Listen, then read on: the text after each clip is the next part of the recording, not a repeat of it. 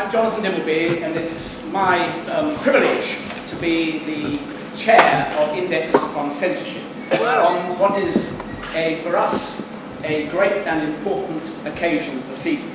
I want to say, first of all, a thank you or two to our sponsors and funders who made it possible for this to happen, to our media partners, The Guardian and the Sunday Times, and to David Lamb, and to the fantastic team here at the Young Vic for making sure that it's all going to work. Particularly difficult in their case because yesterday night they celebrated their 40th anniversary, and a gallant party went on until they came in here to work. So,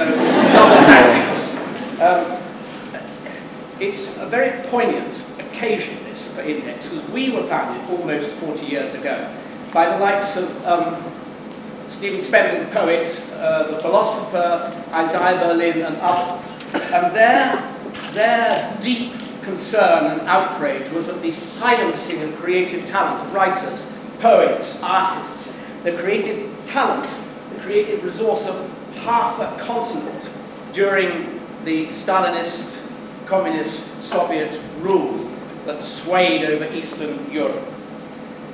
Freedom of expression for Index, as for I'm sure everyone here, is the defining characteristic of the human spirit.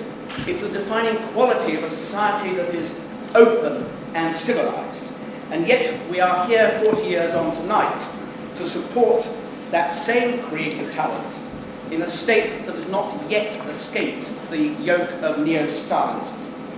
The Belarus Free Theatre is a courageous and immensely talented group. And just a word, I was talking to one of the producers just before I came in here, who said that only a couple of years ago they were performing.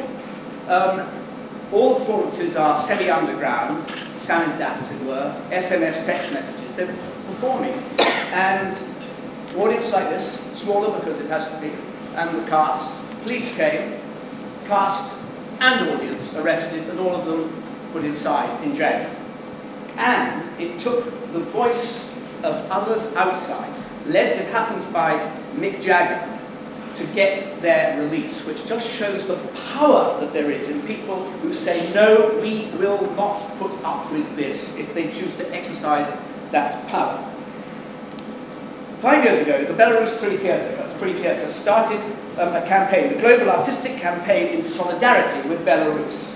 Index has joined, along with many individuals. I mentioned Mick Jagger, Václav Havel, the late Harold Pinter, Steven Spielberg, Sigrid Rouse, Mike Attenborough, and Sir Tom Stoppard, both of whom are, I'm glad to say, here this evening. The campaign is called Zone of Silence, and it's running up to the presidential election.